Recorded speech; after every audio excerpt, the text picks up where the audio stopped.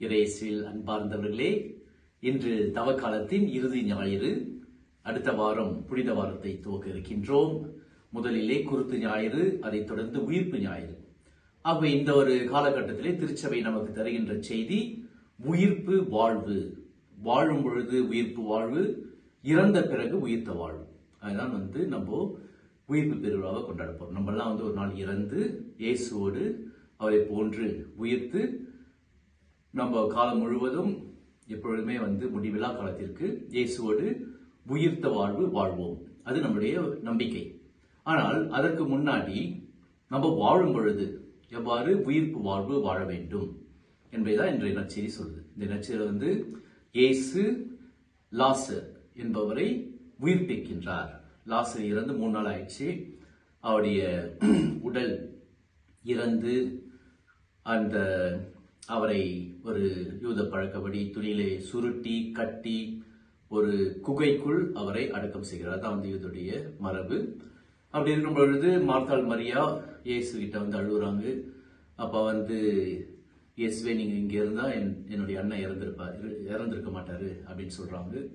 ஆனால் இயேசு சொல்வது, நானே உயிர்ப்பும் உயிரும், என் மீது விசுவாசம் கொள்வோர் இறப்பினும் வாழ்வர். அதை நீ விசுவசிக்கிறியா, நம்புறியா அப்படின்ட்டு இயேசு கேட்கிறார் மார்த்தா கிட்ட. அவங்கள ஆம் இயேசுவே, நீங்க தான் உயிர்ப்பு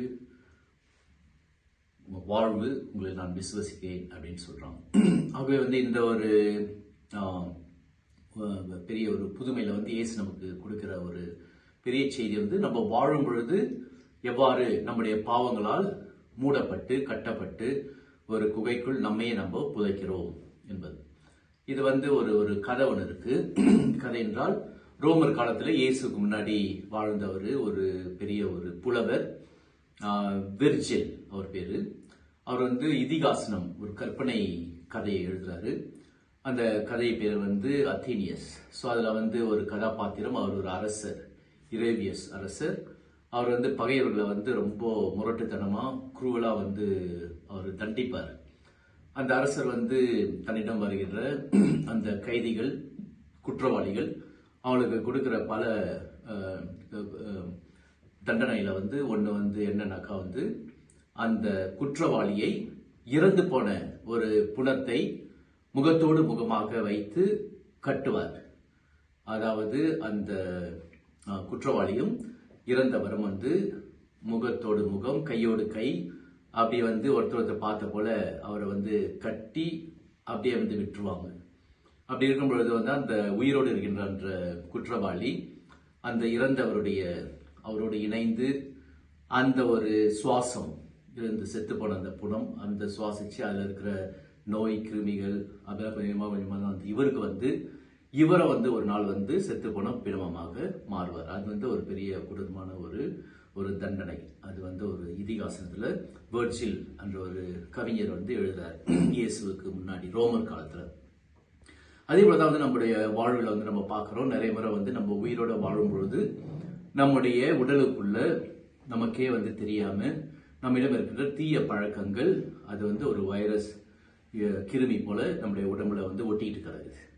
ஆனா நம்ம உடம்புக்குள்ளேயே நடைப்பிணமாக, திருவள்ளுவர் சொல்ற போல நடைப்பிணம், உயிரோடு இருந்தாலும் ஆன்மா செத்து போச்சு, உயிரோடு இருந்தாலும் நம்முடைய உயிர்ல ஒரு உற்சாகம் இல்லை, ஒரு நம்பிக்கை இல்லை, ஒரு உயிர் இல்லை. ஆகவே அந்த உயிரை இழந்த ஒரு வாழ்வு தான் நடைப்பிணம் என்று திருவள்ளுவர் சொல்வார். அதுதான் இயேசு இந்த லாசர்கிட்ட பார்க்கிறார். இவர் சாகவில்லை, உயிரோடு இருக்கிறார் இயேசு சொல்றார். ஆனால் அவருடைய சகோதரிகள் மார்த்தாள் மரியா செத்து போனாரு. செத்து போய் 3 நாள் ஆயிடுச்சு. அவருடைய செத்து போன பிணத்துல உடம்புல துணியில சுருட்டி அவரை கட்டி அந்த ஒரு பெரிய குகைக்குள்ள அடக்கம் பண்ணியாச்சு அப்படின்ட்டு அவங்க சொல்றாங்க. அவர் இயேசு என்ன சொல்றார், லாசரை முதல்ல அந்த கல்லை அகற்றுங்கள் அப்படின்றாரு. கல்லை அகற்றிய பிறகு அந்த குகைக்குள் இருக்கின்ற லாசரை பார்த்து, லாசரை வெளியே வாழ்றாரு. லாசர் உயிரோடு வெளியே வராரு. வந்த பிறகு அவர் என்ன சொல்றாருன்னா, கூட இருந்தவர்கிட்ட பார்த்து அவரிடம் இருக்கிற கட்டுகளை அவிழ்த்து விடுங்கள், அவரை சுத்தி இருக்கிற துணியெல்லாம் எடுங்க, அவரை ஃப்ரீயா அவரை போக விடுங்கள், அவருக்கு சுதந்திரம் கொடுங்கள் அப்படின்ட்டு அவரை இது பண்ண சொல்ற. அப்போ கூட இருந்த அவருடைய சீடர்கள் சுத்தி இருந்தவங்க அவருடைய கட்டுகளாம் கழட்டி விட்டு அவரை விடுறாங்க. அவருக்கு உயிர் வருது. மீண்டும் அவர் வந்து உயிர் வாழ்கிறார். அதுதான் இயேசு வந்து நம்ம ஒருவரை பார்த்து சொல்றாரு, நம்ம பல முறை வந்து நம்ம கிட்ட இருக்கிற தீய பழக்கங்கள், பாவங்கள், இச்சைகள், இது வந்து ஒரு வேர் நம்முடைய உடலை ஒட்டி இருந்தா வந்து நம்ம வந்து எவ்வாறு அந்த வேர்ச்சில் என்ற புலவர் சொல்ற போல நம்மையே நம்ம இந்த செத்து போன புலத்தோடு நம்ம கட்டிக்கிறோம். அதே போல லாசரஸை வந்து ஒரு பெரிய குகைக்குள்ள அடக்கப்பட்ட போல நம்மளே நம்ம நம்பிக்கை இல்லாத ஒரு குகைக்குள் ஆழத்துல நம்மள அடக்கம் பண்ணிட்டு நம்மளே நம்பிக்கை இல்லாம ஒரு வாழ்வை வாழ்ந்துட்டு இருக்கலாம். ஸோ ஆகவே வந்து இந்த தவக்காலம் நமக்கு தர செய்தி வந்து ஒரு நம்பிக்கையின் செய்தி. ஏனென்றால் குகைக்குள் இருக்கின்ற நாம் அதை வந்து வெளியே வர வேண்டும், நம்பிக்கையோடு வெளியே வர வேண்டும். எனவே தான் வந்து ஈஸ்டர் ஞாயிறன்று வந்து நம்ம வந்து ஈஸ்டர் எக் முட்டையை கொடுக்குறோம். முட்டை வந்து ஒரு கலரை போல அது உடைச்சிக்கிட்டு உள்ள இருக்கிற அந்த கோழி குஞ்சுகள் வெளியே வருது உயிரோடு. அதே போல வந்து நம்மள வந்து இந்த 40 தவக்காலம் நாட்கள், இது வந்து கடைசி ஞாயிறு. இப்போ வந்து நம்ம நினைச்சு பார்க்க வந்து உயிர்ப்பு வாழ்வு நம்ம கிட்ட இருக்கா? நம்ம சாவத்துக்கு முன்னாடி நம்ம முழு வாழ்வு வாழ்கிறோம். அதாவது இயேசு சொன்னார், நான் உலகத்திற்கு மீட்பு உயிர் கொடுக்க வந்தேன்.